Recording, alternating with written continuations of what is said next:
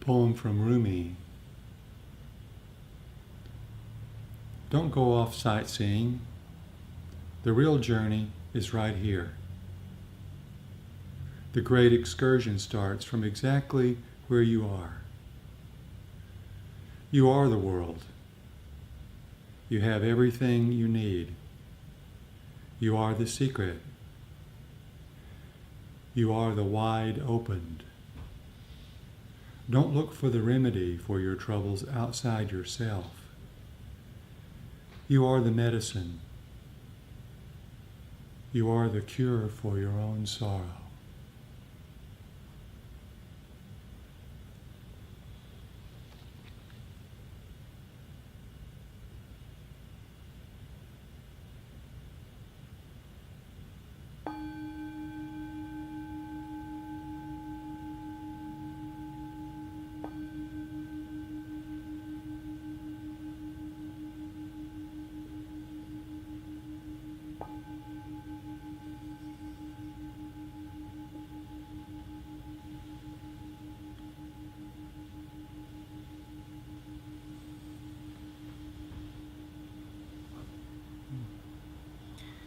Please take a moment to stretch or get some tea, and then come back and I'll offer a talk, Dharma Talk.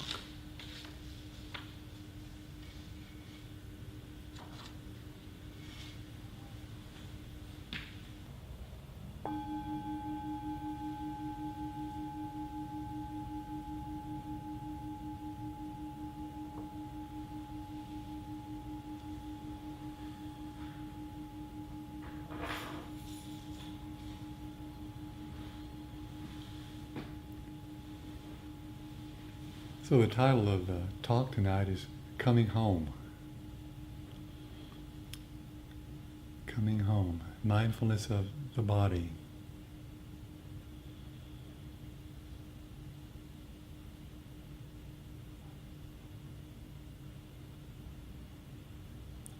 And knowing that it's possible to come home and be fully present in each moment of our lives. That home is right here, it's inside of us.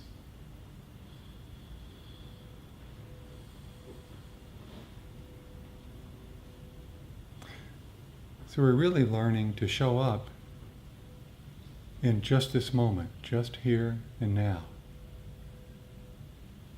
Knowing that this is where we live our lives. Even though our minds sometimes try to tell us differently, that somehow or another I'll be more alive tomorrow, or I was more alive yesterday. But there always is, knowing there is just this.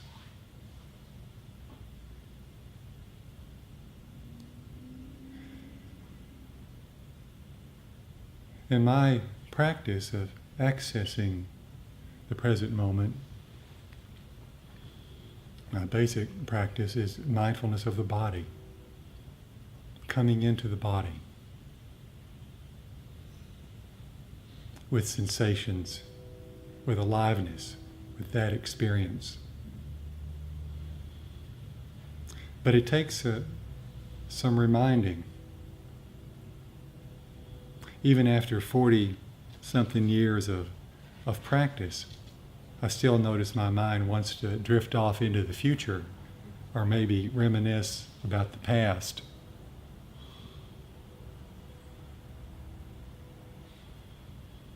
And some of it I come about, I say pretty naturally. I'm sort of a worrywart. And my mother was a worrywart. My grandmother before her was even more of a worrywart. So I kind of grew up in this worrywart type of environment. But it could be any kind of strong mind state.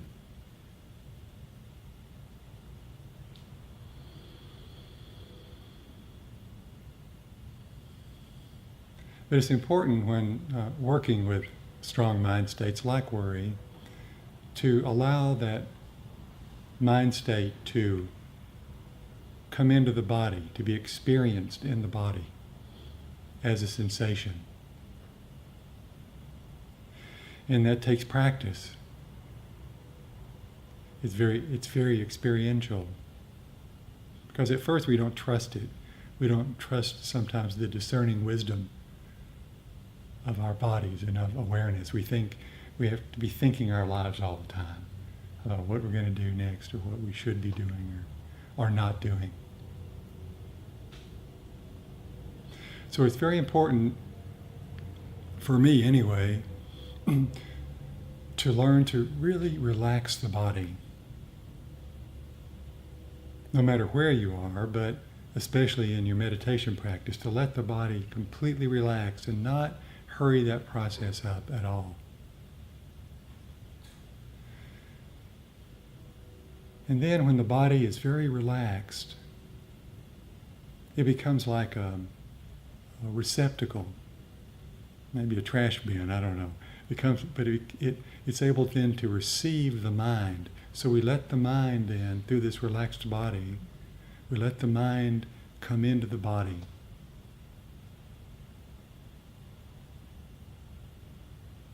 And we start to experience our lives in the here and now as a live sensation.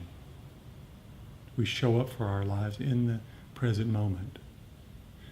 Coming here tonight, I was driving down 35. Sometimes the traffic gets pretty crazy, and it got backed up at one point.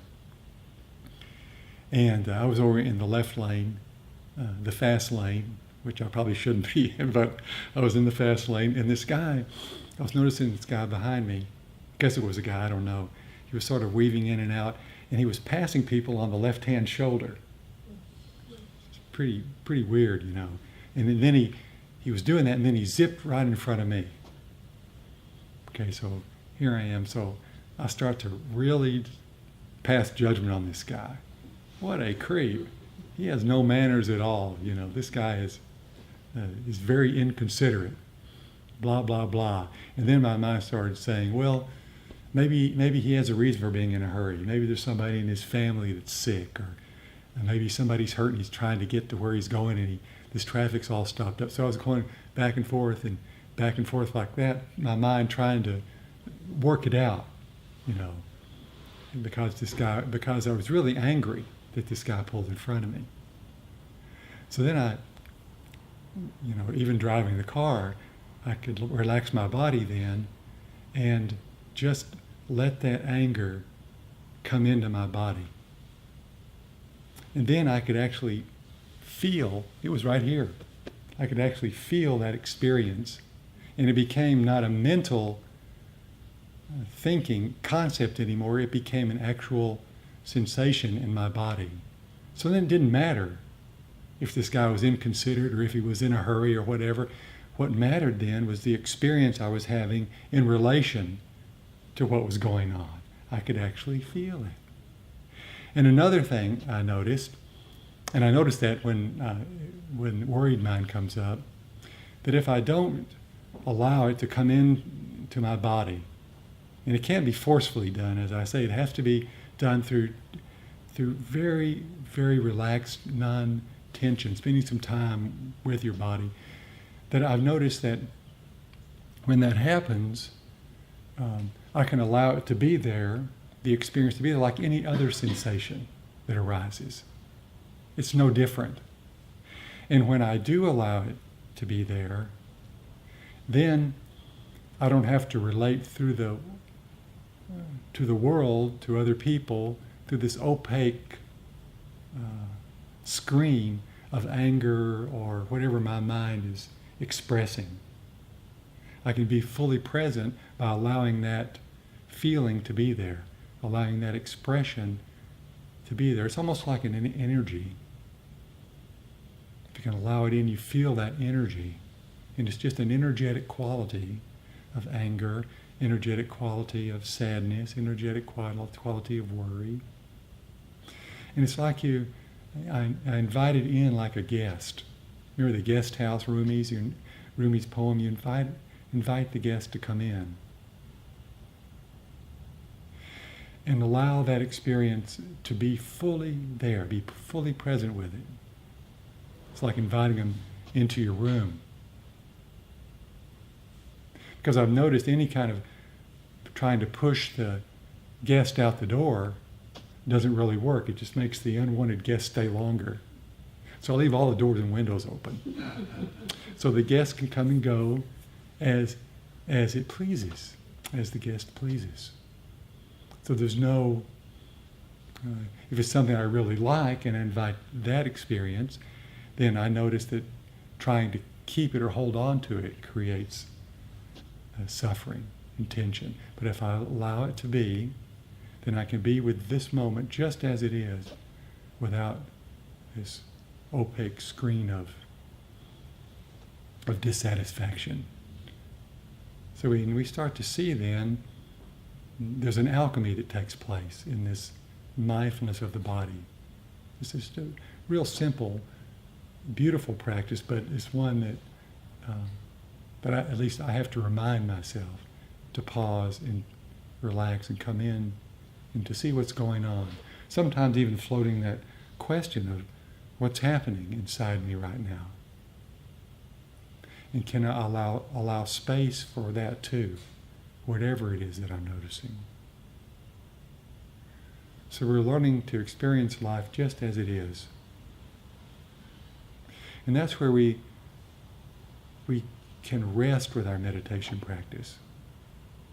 It becomes not a mental exploration, but an actual experiential connection with life. Just here, just now.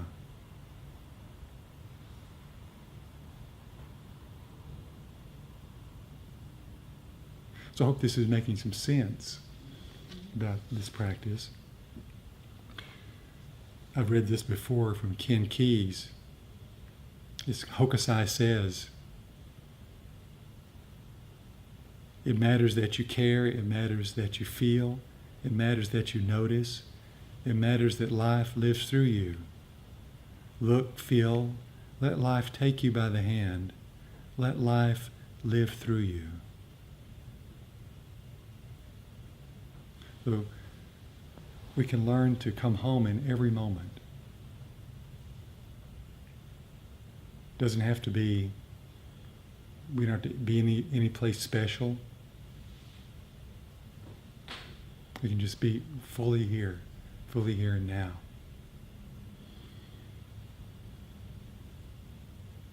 And the sensation itself then, that manifests through our thoughts and emotions, we start to, as we experience it as sensation, we see its characteristics.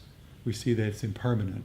We can conceptualize impermanence all day long, but when we actually experience the impermanence, and it may last a while, we see whatever it is arise, stay for a while, and pass away. As long as we don't push or pull.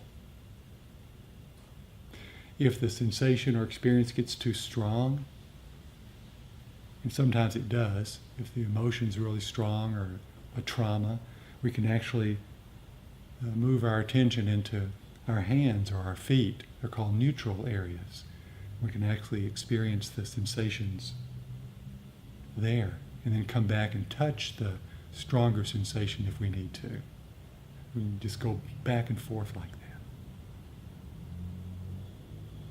So this mindfulness of the body is a way to practice, and it does take practice. Practice experiencing life just as it is in this very moment.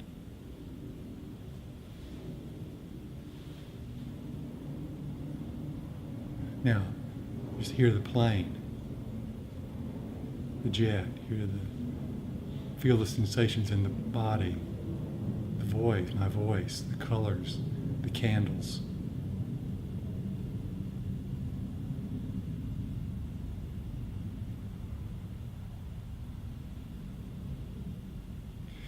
Now there's just this.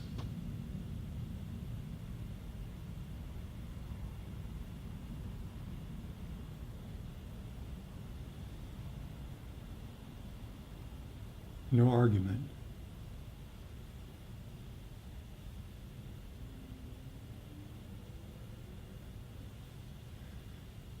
Just this. And that's the coming home.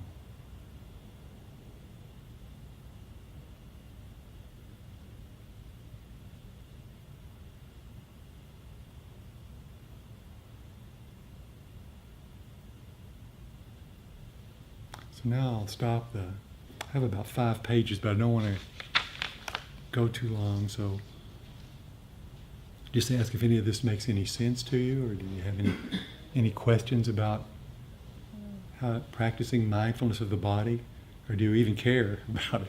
So it's just essential for me anyway. And of course the Buddha taught that in the first foundation of mindfulness.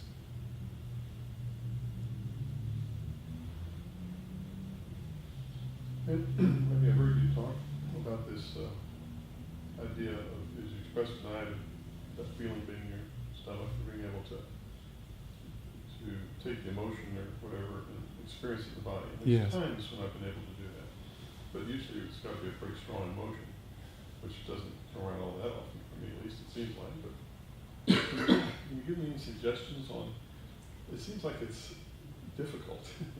It seems like there must be a learned skill in there or something. Or can you give me some sort of stepping stones? Because I get sort of frustrated, I guess, with the feeling that I'm not able to do that, and that it would help me a lot if I could. Yes. Well, for me, it has to do with that, as I was saying, spending some time relaxing the body, not leaning back in the recliner, but just really coming into the body. And relaxing the body, every cell in the body.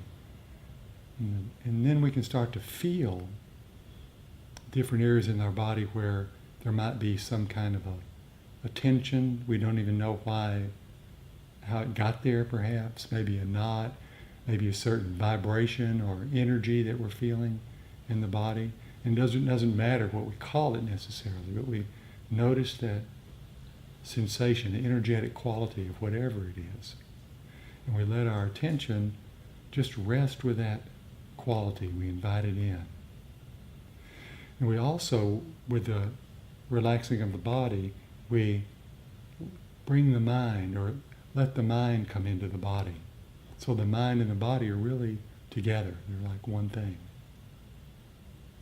And the emotions then, or whatever it is, happiness or sadness, it doesn't have to be really strong. If the body is relaxed, we start to notice it. Even the subtle, the strong ones for sure, but even the little small things of delight or disgust or whatever start to show up. And we start to notice the expression of it in our bodies. When we do that, it keeps us out of the mental, conceptual view of the thing, so that we can actually let it appear as any other sensation might appear. Then it doesn't get in the way of relating. Like for instance, I have this doctor's appointment coming up. I think I told you about that. Well, my worried mind wants to go there and pick up all the what ifs and what maybes and all this stuff. Now, if I keep that right here in like say a mental quality, then I really can't show up for you. I can't be here. Because I can be, in a sense, but it's kind of through this opaque veil that I'm relating to everything. But if I allow that expression of, might say, fear or worry into my body, then it appears there and rests there like any other sensation, like a pain in the knee, or a pain in the butt, or a pain in the back. Then it changes the whole alchemy from a conceptual thought and story into an actual sensation that I can feel, that arises and stays for a while and passes away. It's an amazing process, but it takes for me reminding myself. Well, I think one thing I heard you saying there is that to relax and to be able to focus in on the sensation, even if it's not necessarily associated with any particular thing, just to develop a more nuanced, subtle, or capacity to experience these subtle feelings and energies and to sort of focus there without necessarily having to connect it to something. You don't, yes, exactly. You don't have to connect it. Like making it work. Don't have to connect it to anything. then it becomes not work. It just becomes observing it. And when we do that, we're very present. We can't be anywhere else except here, right here. Whether it's a expression of delight or an expression of something that we don't like, or it could be a various mind state that's arising. But it really doesn't matter as long as we allow the expression, that energy, to come into our body so that we can feel it there.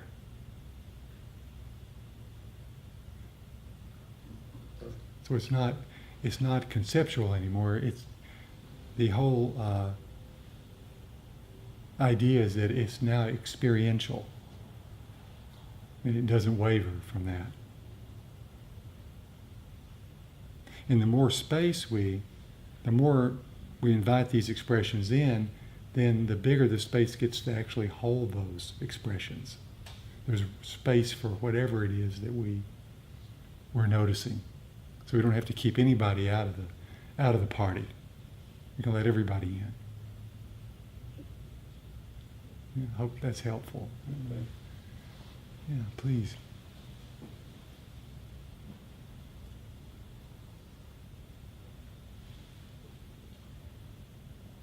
How do we show up for life? And Frank? Your talk was so apropos to the second 20 minutes sit that I went through this evening. I like John, I struggle with the concept of feeling things in my body. But I keep doing it, I keep asking for it, and it's getting a little bit better. But tonight, my mind was really off the rails. It was just going real fast from thing to thing. Very difficult to maintain my observation of the perimeter. But at one point, this emotion, very unpleasant emotion, manifested itself, not in relationship to anything in particular, but boy, I felt that physically in my gut. And the blessing of that for me was that it was so unpleasant, and I wanted to push that something. I wanted to push it away, right? And because I could feel it, I said, no, I'm going to sit with it. And I sat with it, and it dissipated. It went away. And that was a real experience. I didn't understand. It was unpleasant, but it was helpful. And Yes. What you covered tonight sort of made it make sense. I don't know if that helps anybody out, but it makes sense. I wouldn't have been able to sit with that if I hadn't physically felt it. It would have been out of my mind because my mind was going way too fast. Right. So, Yeah. That's right. And we don't have to push the unwanted guest out. If we try to do that, he or she'll stay longer. So but we can also experience it as an energetic quality. It is an energy. It comes from the mind state, strong mind state, into the body, and then it expresses itself as an energy. It's an energetic quality. Now, it's like any other energetic quality. There's nothing either good or bad about an energetic quality. It's just something to be noticed. We don't need to label it as, we might notice if we like it or don't like it, but that's a mental attribute. We can actually feel what's going on. We can feel that, you can actually experience that energy. And energy always moves and changes. We can experience the hardness, softness, tightness, heat, cold, whatever it is that is there. But then it's that whole concept being experienced as sensation, which brings a whole different perspective to our lives. It really does.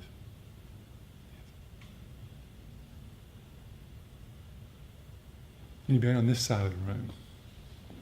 Yes, please.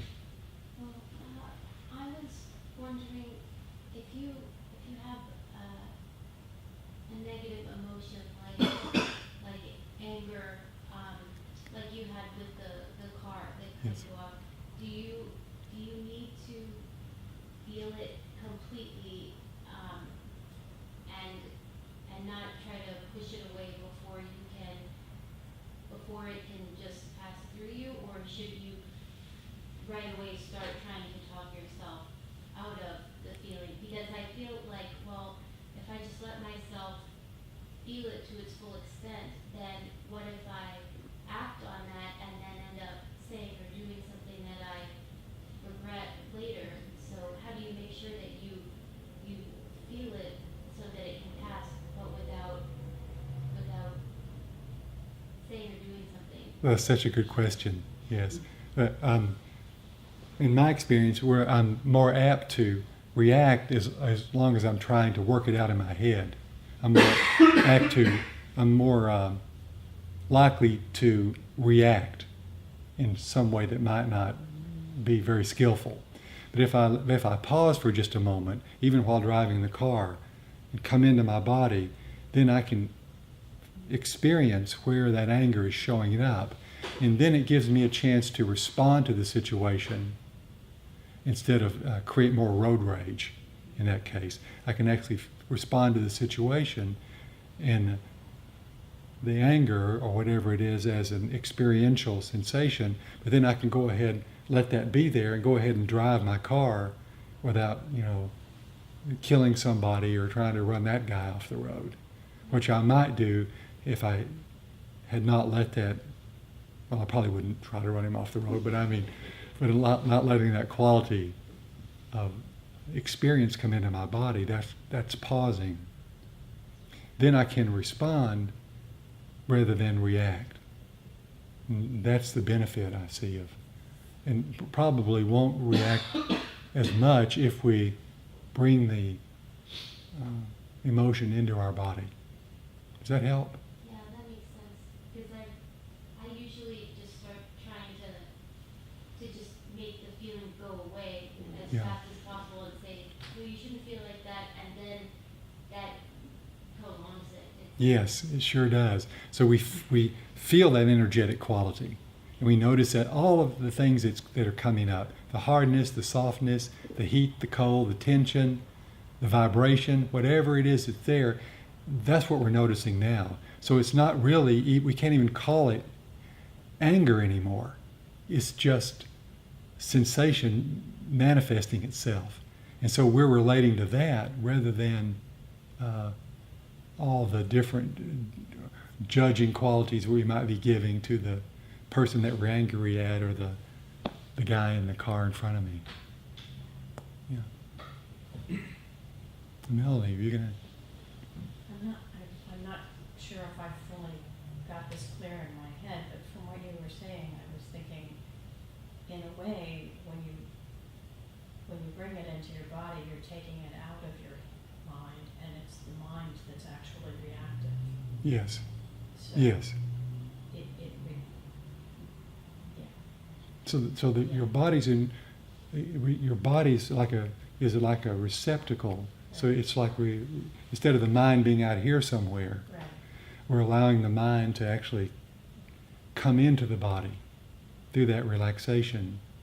So then the mind and the body become one thing. Okay. So you're inviting the mind in. Then we start to learn to trust the discernment of the body, of what we're experiencing.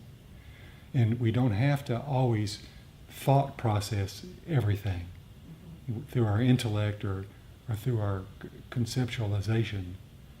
We actually have an experiential quality of whatever it is we're noticing. So come on. Yeah, no, I guess what I'm thinking of is that it's, when you experience something in your body, you are less likely to panic over it, Yes. because the mind and the body are together, and when the mind is off on its own, It can think up a lot of stories. yeah. And reasons to act doing in imaginary scenarios. Yeah, in a certain way. So when we allow the expression to show up in our bodies, then it changes from a concept into just a sensation, just like Right. any other sensation. Now, if we've had trauma or something, then the sensation we're feeling of anger or sadness might be overpowering. And then we may not be able to stay with it Right. very long, but that would be through some traumatic event. But and if that happens, there are the recourse of going to a part of your body that usually doesn't hold that kind of tension or anger, which would be your hands or maybe your feet. It could be anywhere, really.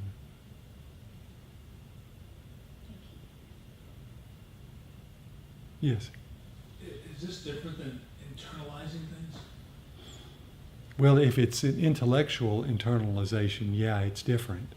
It's like even right now, you're experiencing what's happening in your body. You're hearing my words through your ear, but you're also experiencing, you're noticing the weight of your body on the bench, perhaps the arm touching the bench, the feet touching the floor. So at the same time we're communicating, you're also fully aware of your body. So we're relating that way as well as just through the mind. So it's like, yeah, it's not an intellectual, conceptual quality at all. It's an actual experience of what's going on in the present moment. It's real helpful for me, and when around other people or just relating to nature, whatever, it helps me to show up for life, not be somewhere else. That's the coming home I was talking about, and staying home.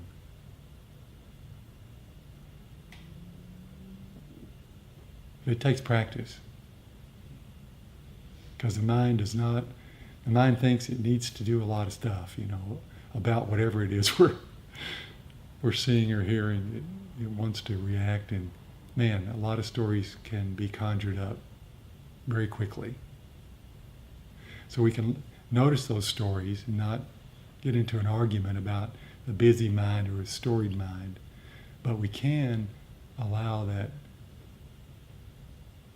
bodily experience, mindfulness of the body, to be there in any circumstance. It's easy to get carried away, though, isn't it? Yeah. Just about anything. Yes. Where my mind is going is kind of a carryover of what you're speaking of is that, we think about peace. I mean, even if we don't have preferences, it seems like we would prefer to be in a peaceful state, but it's one thing, we can think of all these amazing things about heaven on earth and being in peace and being in this for peace, and it's all a thought if you don't experience it in the present. So when you practice, at least for me, emotions, those strong emotions tend to have a stronger visceral, like be it a strong grief or anger, it gets you. And when you practice feeling that in the body, you also, it's like your sensory system is more connected so that you can also really, really feel it when you're in a very, very peaceful state. Yeah, and it's amazing, really, what happens. Mm-hmm. On the way over here, I was thinking, my mom used to worry about me a lot, because I grew up as Southern Baptist, didn't stay that way. But for her, she could endure life. She was a very kind, loving person. She could endure life because of the expectation of heaven later on. So with that, with heaven being later, then her ability to show up for life in the present moment, like heaven is right here. It was like beyond comprehension. So it's really true that there is always just this moment. And awareness and awakening is right here. It's not in the next moment or 5 minutes from now, or you didn't miss it yesterday. It's always right here. So how do we be here? Fully. And that's what the staying in the body is all about. Showing up for our lives. Whatever we're doing. Watching TV, well, driving the car, just, being, sort of witnessing all of that. Yes, Pat. How do you relax your body quickly? I mean, if you do a body scan, you'll part by part. But if you'd like to do it a little bit quicker, do you hopefully take 3 breaths or something? I mean, Yeah. nothing magic. No, yes. Sometimes it helps to take like maybe 3 nice deep breaths. And then just come into your body and don't do anything. We have sometimes there's this habit of thinking we need to do something. So we sit down, we take 3 deep breaths, and then we think we need to be mindful of the breath or mindful of this or that. So we start to get busy. So the relaxing is not busyness at all. So the 3 deep breaths, and then just stop and just be with. Let all the sense doors open and don't do anything. Don't argue with anything. Don't interfere with anything. And that's the place to stay there for a while. Just don't even worry about your breath or any other things. Or if the mind is busy, just notice busy mind. If the mind's worried, the worried mind is like this. It's not a problem. Nothing is a problem. So once we stop trying to interfere and argue with a moment, then the body starts to relax. This may take a while. So I don't think there's any real quick way, but that allowing quality can happen pretty fast. Okay. Like right now.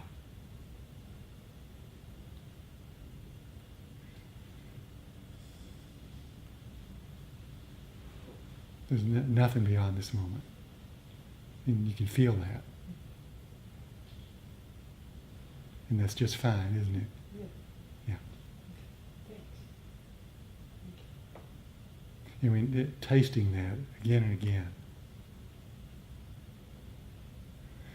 allows us to stay there more often. Does that make any sense? Yes. Yeah. It's lovely. Great questions. Yes. I was thinking the thing you say a lot that reminded me of is the add nothing to this moment. Add nothing, yes. You don't even realize how much you're adding, and then you think that to me, that's the phrase that makes me relax. Yeah. When I remember it. Now do it right now. Everybody can just add nothing. Just right now. Add nothing to this moment.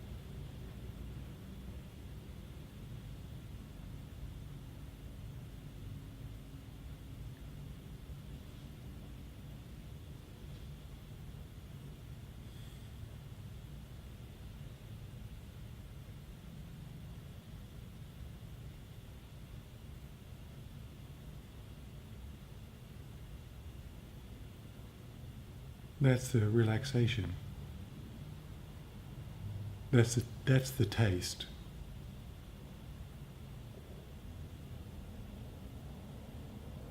Space for the sounds that you hear. Smells.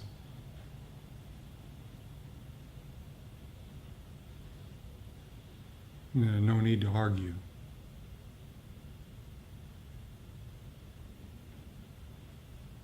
What could be better than this?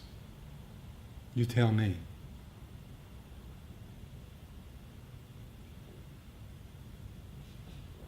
I used to wait for Santa Claus. Getting to be Christmas time when I was a kid. Wait and wait and wait. Santa Claus would come, bring all the gifts, and then after that, there was this letdown, like almost withdrawal from all the anticipation of Santa. It's horrible. It's almost not worth having it happen in the first place. I remember that, as a kid. Building up, building up, building up. And I started to see that over and over again. So it's kind of painful. Just stop doing it. He still comes to me. He does. Santa does. Good. Darn, I need to get your phone number. Get in touch with Santa. Stalking you? I was too much of a bad boy. He could stop coming around. Long time ago. So any other questions or comments? Hope this is useful or helpful in some way. But if not, you can always email me or call me up, get home and start thinking about it. Don't. But Okay, so we'll end with a Metta meditation. And I don't know if you've ever heard this song, but someone reminded me of it today. It's a song called Nature Boy. You ever heard that? Nat King Cole, I think, made it famous years ago. But several other people have sung it since then. And there's a line in the song that says, the greatest thing you'll ever learn is just to love and be loved in return. I love that line. The greatest thing you'll ever learn is just to love and be loved in return. Yeah, go to Google and type in Nature Boy. So letting the body relax again. We talked about relaxing.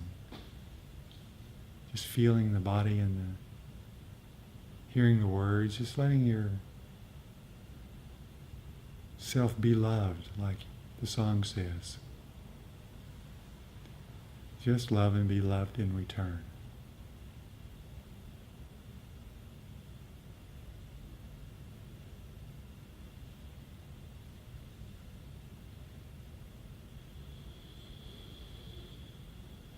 Feel the breath and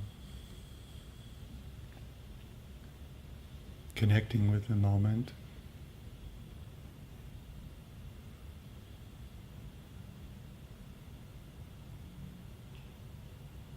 We often use the metta phrases, which you're welcome to use or recite.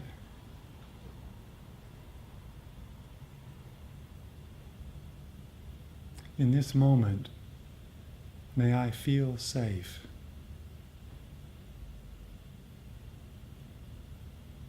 And free from danger and harm. Feel what that feels like.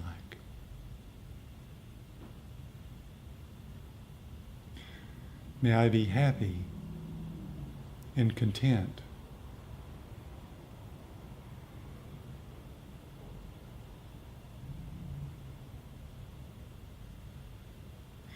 May I be well in my body and in my mind. And may my heart rest with ease and well-being. May I be safe, feel safe. May I feel happy. May I be well. May I live with ease. And then to all the beings here in this room, to be loved in return, may you also feel safe. May you feel happy. May you be well in your body and mind, and may your heart rest with ease and well-being.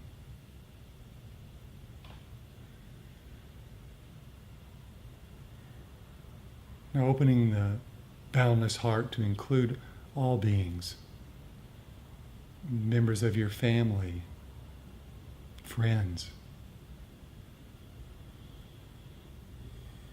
even your pets.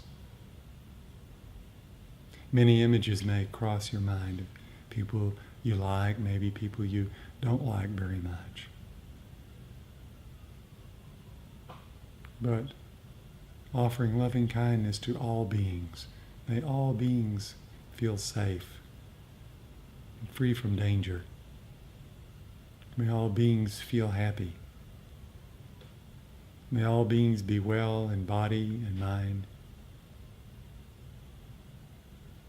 And may all beings live with ease.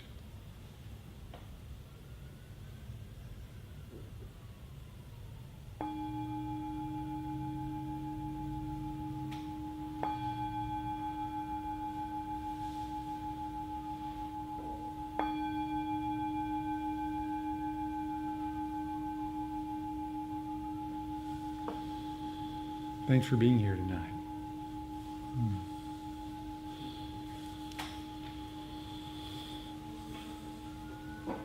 Thanks to Paul for the candle lights. Those are nice.